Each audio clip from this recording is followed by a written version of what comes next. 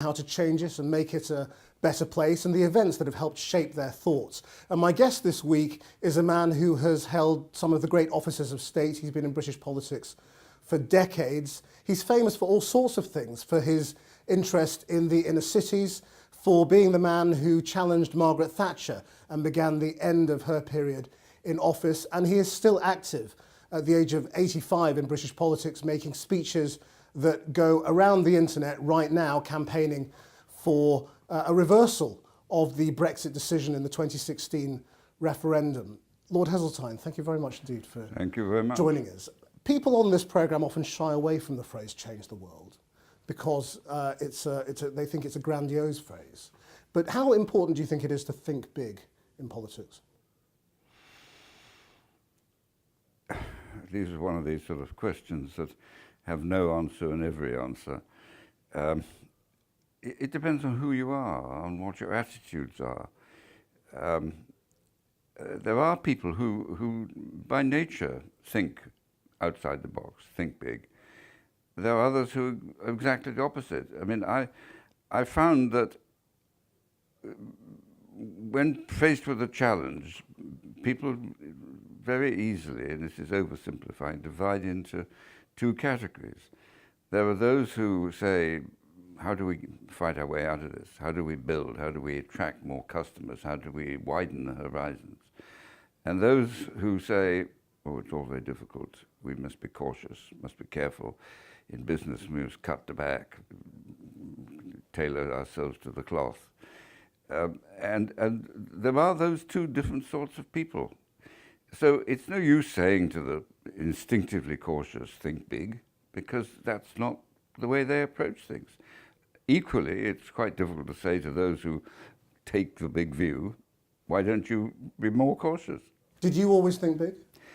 Well, you know, that again, you're implying that somehow or other I'm bigger and better, but I always, looking back over my life, have been on the side of those who looked to the expansionary opportunities. I mean, I started off in adult life as a businessman. Well, you know, entrepreneurs are prepared to take the leap, often into quite uncharted waters.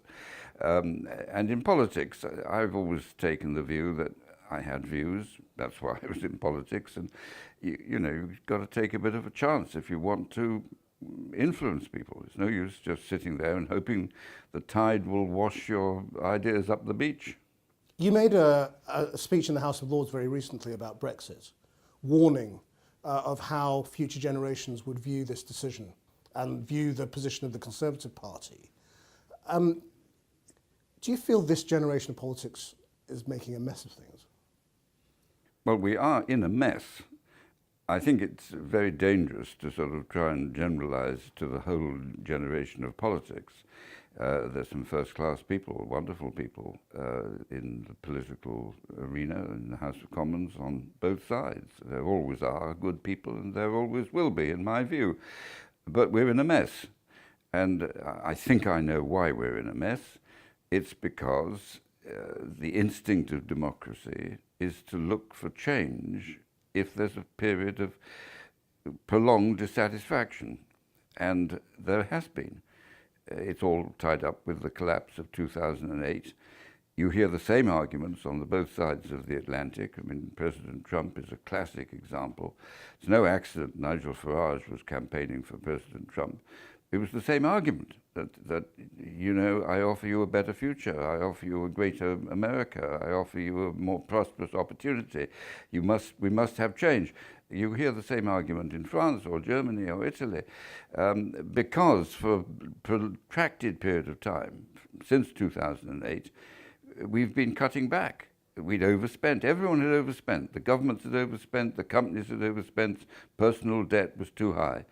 And there was a price to pay. And people didn't like that. And so they were listening and looking for someone to articulate change. And if you can add the toxic arguments of immigration into the frustrations of economically frozen living standards, then you have a pot that stirs effectively in appealing to votes. But it's also happened at the same time that a lot of these communities have felt alienated from power and from politicians who hold power. And so they have been ripe, if you like, I suppose, for rallying around another cause. I think that politicians can't escape public opinion, and that is more so today than ever. If you take one of the big manifestations of public opinion, and Brexit has dominated week after week, if you listen to the reaction, it's quite obvious that there is absolutely no agreement at all about the cause, about the risks, about the opportunities, and the politicians, they know that. This is a deeply divided issue, a divisive issue, nothing like it in my time. And so the House of Commons reflects that. It's not that somehow a breed So this was inescapable? It was, I think, inescapable. After the crash of 2008, there'd be a great period of uncertainty. What should we do now? Well, I haven't the slightest doubt what we should do now. First of all, face up to the causes, which is the collapse of 2008, and run our economies on a more prudent basis, so you don't have another collapse. Secondly, we should restore the conditions of growth, which we had just done. Britain had become the fastest growing economy in Europe. And that the way to do that is to give confidence to people who are going to invest and create the jobs. Overseas companies are going to come here. And the way to do that is to restore in full our membership of the European Union. The second issue is immigration, and immigration is the most difficult political issue. It has been throughout history. It's something people hesitate to talk about because before you know where you are, you're talking about racial differences and all of that. It's immensely difficult. But the immigration issue from Europe was the second ingredient. Fear of jobs, foreigners taking our jobs, who are they, what are they allowed here for, they're living on the health service. You know all the arguments, and many a great deal worse than that. Those arguments have been here throughout history. There's nothing new in them. It's just they've got a new form. And the interesting thing in the European context is that now the overseas immigration from outside Europe is in a different league of scale to those coming from Europe. And that was the case whilst Theresa May was Home Secretary for all those years. Why did she do nothing about it if this was the burning issue? And the reason why I think she didn't do anything is because our social services depend upon the skills, not a lot of idle people living on the health service. It is the skills of the doctors and the nurses in the health service that have come from outside, many of them not from Europe, from other parts of the world, that actually make immigration a very important strength to our economy.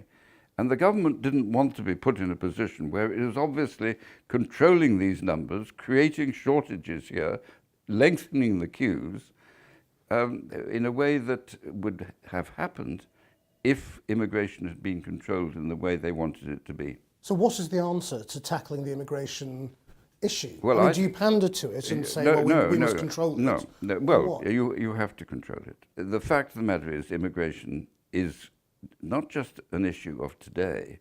It is here for as far ahead as we can see, for many reasons. Everywhere in the world, the least privileged, and there are billions of them living in conditions we just wouldn't recognize, look to see the conditions in which we live. And they're going to come here. And it won't be the idlers and the shirkers that come. It will be the more energetic, more ambitious, who want something for themselves and their families. They will come. And we will have to control that because there is no way we can absorb the huge numbers that would like to be here. And so do you think that means that freedom of movement has to stop within the European Union? I think that out of this controversy about Brexit, there is a way in which we could go to the Europeans. David Cameron tried, but the mood in Europe has changed since then, and say, look, we recognize that immigration can only happen at a measured pace. And so there were three things that we as Brits would say as we continue our membership of the European Union. First of all, there needs to be a wall, a common wall, around the European Union, and we will use our full endeavours to help you police it. Full stop. Secondly, in terms of the free movement, which is a principle of the European Union, we would accept the principle, but we would say that where the components of the European Union are out of kilter, so that you have very poor countries and very rich countries, there has to be a rate at which the immigration can take place. In other words, a cap in any 1 year on the numbers that could move under the free movement procedure. It would not be a cap singling out French or German or Dutch or any other Romanian national group. It would simply a cap on the number of European citizens that could move to any one of the more prosperous economies. And the third policy is that we should look at our aid programs, the European aid programs, which is huge, and we should mold them into a Marshall Plan, where we say to the countries from which the immigrants are coming, we will help you rebuild or build anew your economies so that you can keep more of your younger and more talented people there. To stop the pressure. To stop the pressure. I mean, what makes you think Europe would accept that? Because in this Brexit debate, lots of people have said, well, this is what we should say to Europe.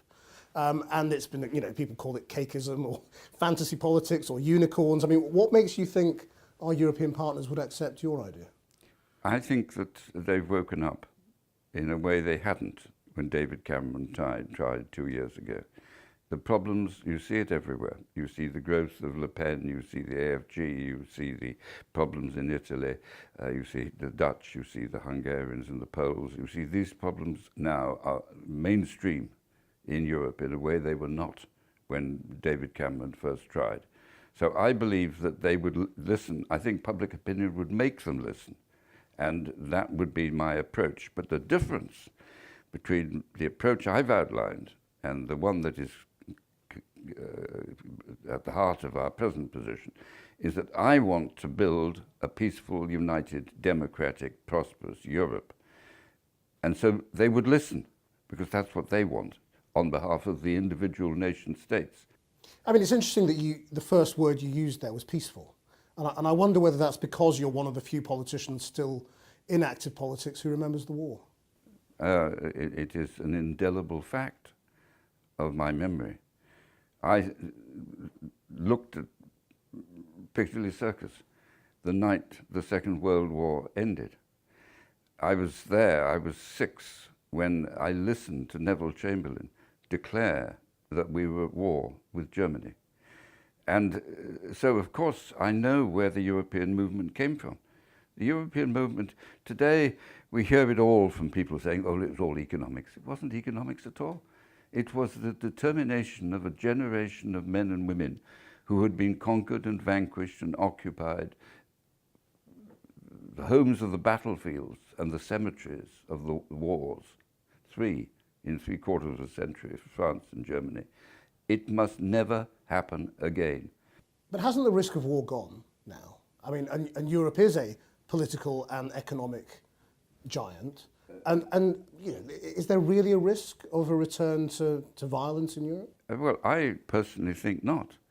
But let us remember what has also gone. The fascists have gone from Spain and Portugal. The Greeks have gone from, the colonels have gone from Greece. The communists have gone from Italy and France. And on our doorstep, in Bosnia, Serbia, all these places that have been tinderboxes, they are in a position where they're under the shadow of the European Union, which is consistent of democratically elected governments. Do you remember the point at which you, in politics, became a believer in the European project? Yes, when I was at Oxford. And of course, I was in my late teens. But Winston Churchill was making speeches about a kind of United States of Europe. The European movement was growing. Lead us, they said. And we didn't and wouldn't. But there was a chilling interview on the BBC by Rab Butler, one of the architects of the recovery of the post-war period. It wasn't on, you see. It wasn't on. We were quite wrong, of course, but it wasn't on. You mentioned remembering the outbreak of war. How much of the bombing do you remember? Because you came from Wales, and I mean, presumably you remember what happened there. My mother and sister and I followed my father around from the various military posts he went during the war. So I wasn't there all the time in Swansea, but I was there enough for some of the worst air raids. And I remember it's funny what you remember as a child. The bombers came every night at 9 o'clock, every night. And we had a shelter in the basement. And our little Scotty dog, he knew they were coming because he was always there at 9 o'clock, waiting for us to open the door to go down into the shelter. And I can remember standing in the garden of One Uplands Crescent, Swansea, with my grandfather, watching the searchlights and the shape of the barrage balloons. So yes, I do remember it all. What kind of childhood was it? Was it a privileged childhood, or? It was a middle class, not hugely privileged, but compared with the conditions of the unemployed in the working class valleys, very privileged. Did that shape your own relationship with people who were less fortunate? Where did that come from?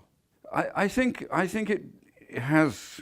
It is a good question, because you know you don't work these things out day by day and say, what am I, what do I think, why am I being influenced by this? But looking back, you couldn't live in Swansea, in a relatively prosperous part of Swansea, with access to the Gower Peninsula, which of course is a sort of paradise on earth, without knowing about the hinterland, to which, for various reasons, one would go or drive through, pass through, whatever it was. And particularly, I remember in the 1950s, my father died when I was very young, driving back and forth down the Heads of the Valley Road, and you couldn't escape the scars of the Industrial Revolution. I remember another incident so small, but nevertheless the impact on me, that I was at a well-known and leading public school, and I had wandered from the campus into a fairly poor part of Shrewsbury. And turning a corner there was this little girl, 4 or 5, something like that, very like my sister, except the clothes were not like my sister. And I just, the instant reaction, you know, there is another world. My first job was working in the City of London, and that had an effect on me. You saw this incredible tide of people coming across the bridges and going back. Huge offices, faceless offices, you know. And I thought, I don't know, this doesn't sound right to me. Well, most people go through those sort of stages in their youth. But I very rapidly came to see that enlightened capitalism was the generator of wealth, and wealth is the essential tool of building out from poverty. Did you become a conservative because that was your class and that was your position? Because your father was a conservative? No, I think those are very good questions. I come from a background of middle-class background, entrepreneurial background. You can trace back people in my ancestry who were entrepreneurs. So I was brought up in that atmosphere. My father was an engineer, a grammar school boy, an engineer.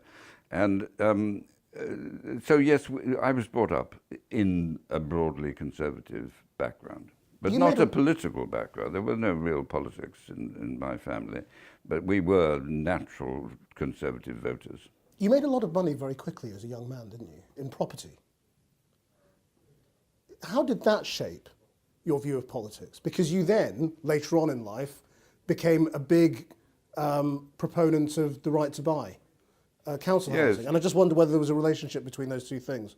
I think that I was very lucky in that my grandparents had, over a long period of time, created a post office savings account for me. By the time I left Oxford, I had £1,000. Now, of course, £1,000 then is much more than £1,000 now, but that's what it was. And then the inexplicable, unaccountable moment, I won't have £1,000. So I found another friend who got £1,000, and we bought a boarding house, which had 11 rooms. We occupied 2 and sublet the other 9. And we sold the boarding house a year later for double what we paid for it, and we bought a small hotel. And so that's how I got into, in quotes, the property business. But I'd always, perhaps inherited, it's difficult to know, but I'd always had a feeling that I'd like to be financially independent, which was to be transformational in my life, because it was the fact that I was independent of anyone else's ability to influence my income that gave me freedom. Nobody could frighten me or threaten me or whatever it was. I had the resources to stand on my own feet. The story about you was always that you'd sketched out your future on an envelope. Is that ever true? No, I don't think so. It is very uncharacteristic of me. You know, I'm not given to making public commitments about what I think will happen. There's a caution in my judgments. I know exactly where it came from. It came from a friend of mine who was a brilliant journalist, but he couldn't resist a laugh. And You said millionaire by 25, cabinet by 35.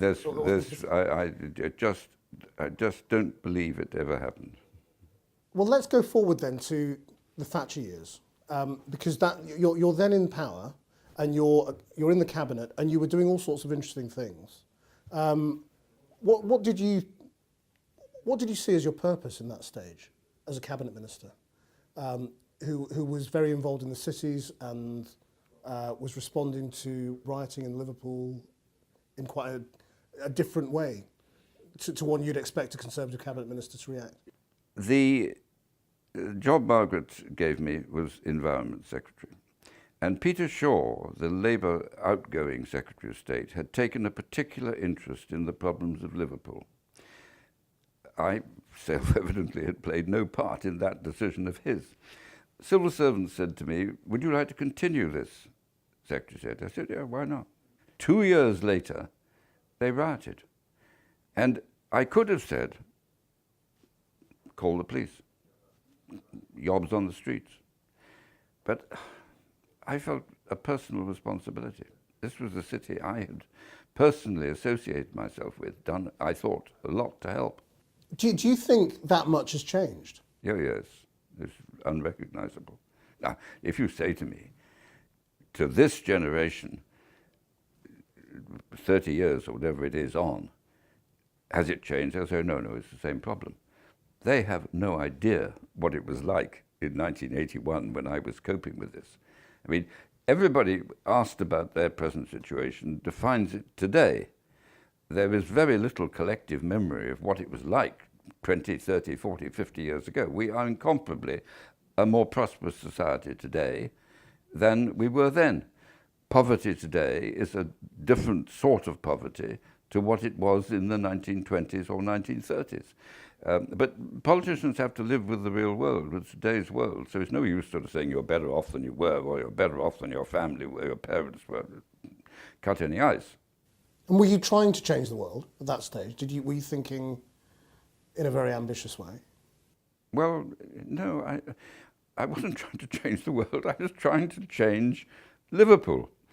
And but of course, it is absolutely true that the lessons of Liverpool dramatically influenced my way in which I think the country should be governed. This was a formative part of my life, and I realized the incredibly debilitating effect that the centralism of power in Whitehall has had on our society. London is very important. It is the golden goose. Nothing must be done to prejudice it. But the rest of our cities, the cities that built the most incredible centre of power the world has ever seen, the British Empire, they have been neutered by the power of Whitehall. Even members of Parliament representing local constituencies, before you know where you are, they're in the House of Commons and their career ladder is up the ministerial ladder. And that focuses their attention on their functional responsibility, transport, housing, health, whatever it is, and it removes them from thinking about the greater interest of Manchester, Liverpool, Leeds, all that. Let's come right up to date for a moment and sort of see how it relates to your career, because as we speak, the Conservative government is in crisis. Conservative MPs are trying to work out whether they should get rid of Theresa May as Prime Minister. We had an opposition MP picking up a mace in the House of Commons. Of course, you famously picked up a mace in the House of Commons in protest during a debate, and you were the man who challenged Margaret Thatcher and saw her off. How do you view what's going on right now? Well, I know that if this was a Labour government, the Tory party would tear it apart over Brexit. If the Labour Party were advocating Brexit, the Tory party would tear it apart. Because the self-interest of this country, self-evidently, depends our presence at the heart of Europe. And all this stuff about sharing power and gaining power and sovereignty, it's all slogans. It's got no relationship to the real world that we live in, to the scale of the challenge of China, America, India, compared with a nation state of our size. But the loyalty to the party is deeply ingrained in the political process. And whilst there are some very brave Conservatives holding the fort and standing by their own convictions as to what our national interest is, there are too many who are in one of two camps.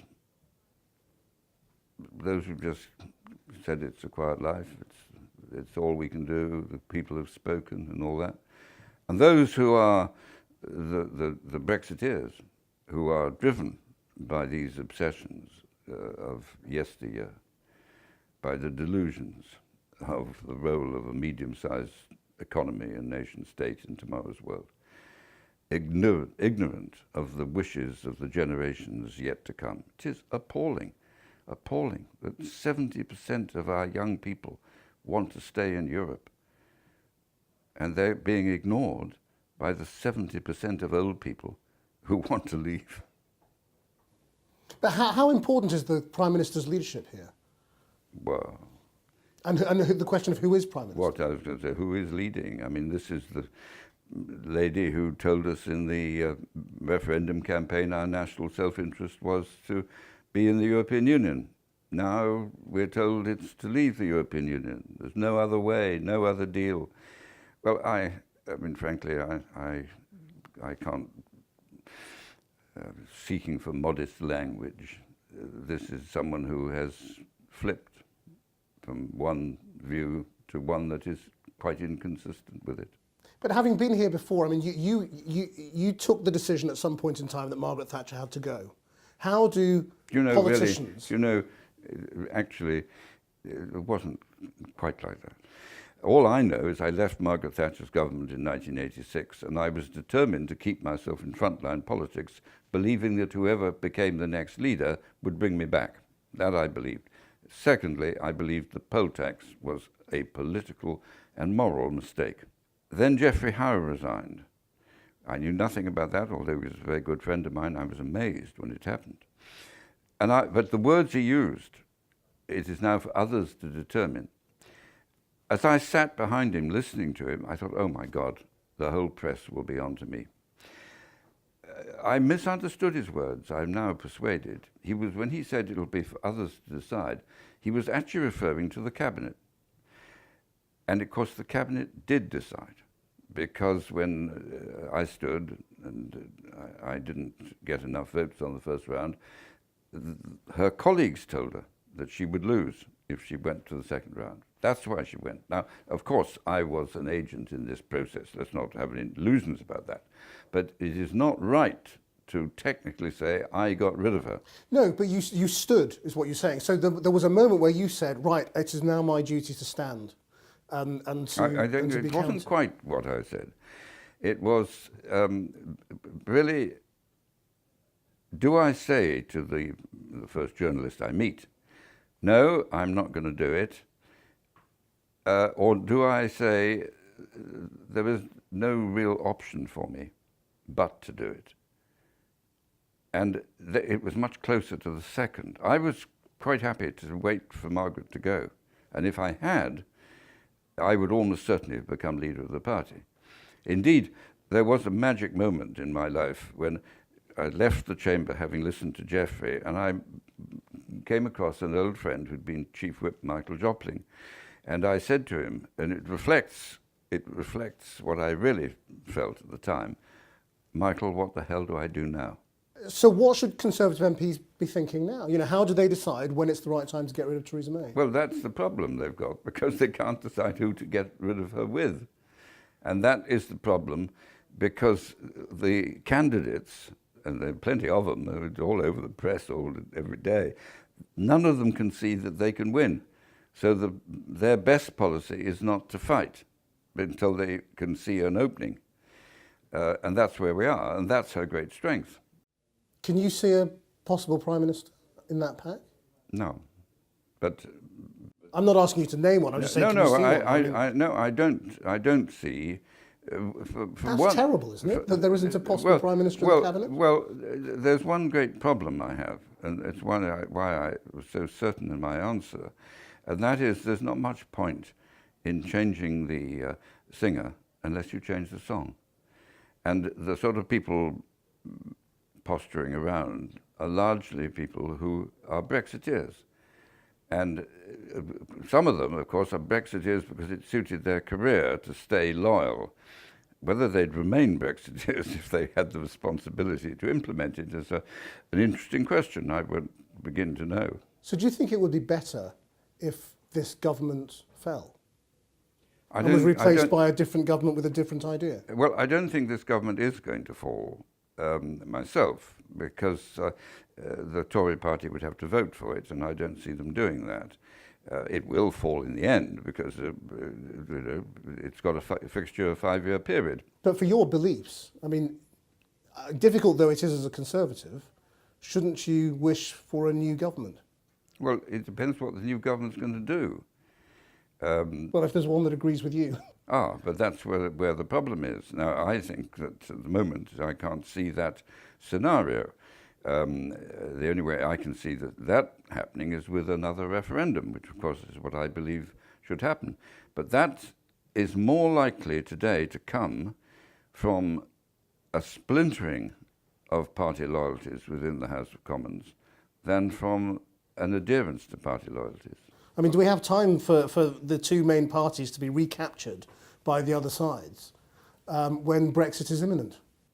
I think the great danger for the Conservative Party is that they will struggle on, unable to go for an early general election, which they wouldn't think they could win, and then be blamed for the Brexit and the consequences, and then forced into opposition.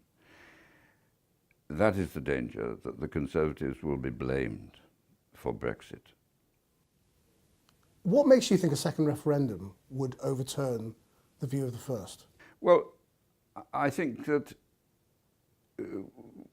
beyond any question, people know a great deal more now than they did then. And I think that the hysteria of Project Fear will be very difficult to rerun. I think there have been so many forecasts and analyses which is in the public domain, including the government's own forecasts, showing that Brexit is worse off in any scenario, that I cannot believe the British people are going to vote to make themselves worse off. If they do, I'm a Democrat. But haven't they already? I mean, no, they were told that they would be worse off, and they voted for it. They were told they could have their cake and eat it. They were told £350 million a week to the health service. They were told every manner of exaggeration. But your side told them they'd be worse off. I'm accepting that there were exaggerations on both sides. I'll accept that. So let's accept that both sides misled. Now we know the facts. Let's put it back to the one group of people who could perhaps change the position democratically. Although the Brexiteers don't accept that we'll be worse off, do they? I mean, Boris Johnson and Jacob Rees-Mogg still think Britain can be better off outside the European Union than in. And that's what they would argue in a second referendum. So does Nigel Farage. Yes, well, they would. And it's very interesting, you see. I mean, Boris was Foreign Secretary for 2 years, with all the imagery and phraseology and enticement of everything he'd said in the referendum. And after 2 years, nothing, no deal. The one thing Theresa May got right, and I take the tiniest credit because I advised her to do so in an article in the Mail on Sunday, 2 days after the referendum, put the Brexiteers in charge. If she hadn't put Boris, David Davis and Liam Fox in charge, the history would have been written very differently. But she put three of the most articulate Brexiteers in charge, and after 2 years, nothing. What's your advice to her now? Oh, I mean, she sacked me. My advice is not going to count for much. Well, what would you do if you were put in charge? Well, I would do two things. I would go now back for a referendum because I can't see an alternative. And the question would be what? Well, it would include the decision to stay, and that would be the only one because this present deal isn't going through. There's no point in putting that on the table. So it's in or out in the light of what you know. And I would then make a speech in setting out my views, which would be that this will restore Britain's economic fortunes, and I have a plan to deal with immigration. That's what I would do. And I would put that to the Commons, and if I lost, I'd let someone else have a go. The other side will say you're telling people they didn't know what they were voting for, they were stupid, they were too stupid to understand. That's the current riposte to any question of a second referendum. What's your answer to that? I've never said they were too stupid. They didn't know what they were voting for. How could they? How can they? How, at this day, as we haven't got an effective government or an acceptable policy, how can anyone know what they're voting for? Today, 2 years later. And there were, and we've discussed, there were the deceptions. Let's not issue it. Let's say they were on both sides. We're now in a situation where a significant more information is available. But it's perfectly true to say that the whole of the internal relationships is yet to be negotiated. And each of those is going to be a direct affront of British national self-interest, and we're going to lose a lot of those. So in a sense, there's a deception about even the plan that Mrs. May's putting forward, that it's full of phrases and not evidence. But it's better than where we were 2 years ago. And just finally, if this goes ahead, what will you feel? Sad that my generation betrayed the young generation. Sad that we denied Britain's historic role at the centre of Europe. Sad that we stood down from our position as one of the leading countries of our sort in the world. We gave up power.